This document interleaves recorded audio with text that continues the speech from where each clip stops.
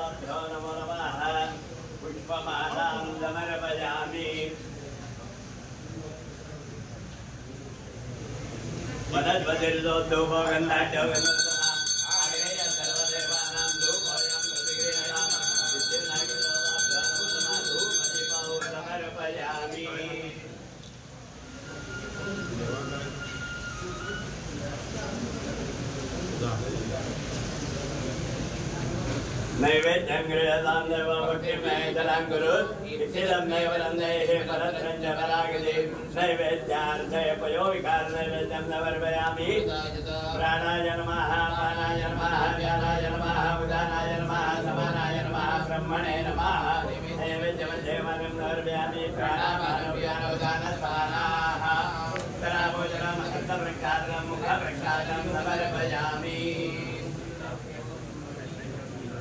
लेन वदनं सर्वं त्रैलोक्यं चराचरं तस्मात् फलप्रदानेन सबलाश्वमदोरसाः श्रीफलं समर्पयामि धनमकलिरधनं वायुरधनं सूर्यो धनं वसुः धनमिन्द्रो बृहस्पतिर्वरुणः धनमश्नुते वैदते यशोमा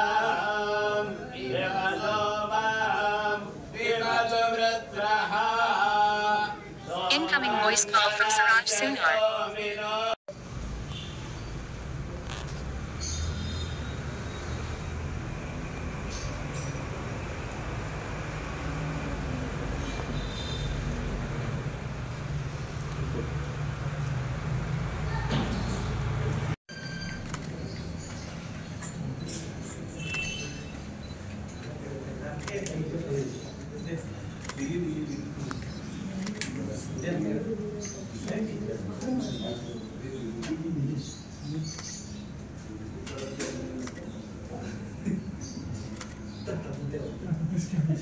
May you win with Bahumat. Jai Shivaji, Jai Bhavani.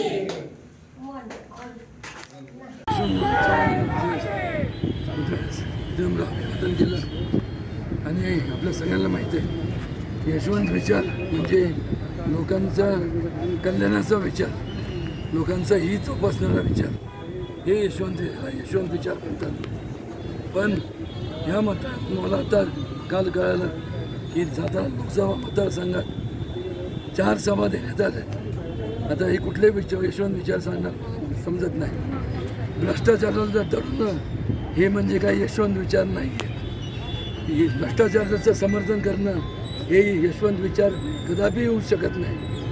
आणि त्यामुळं जसं आज 4 सभेचं नियोजन केलं आहे त्यावेळेसुद्धा जावळीमध्ये पोटनिवडणूक बरेच वर्षापूर्वी जावळीमध्ये आमदारकीची पोटनिवडणूक लागली होती.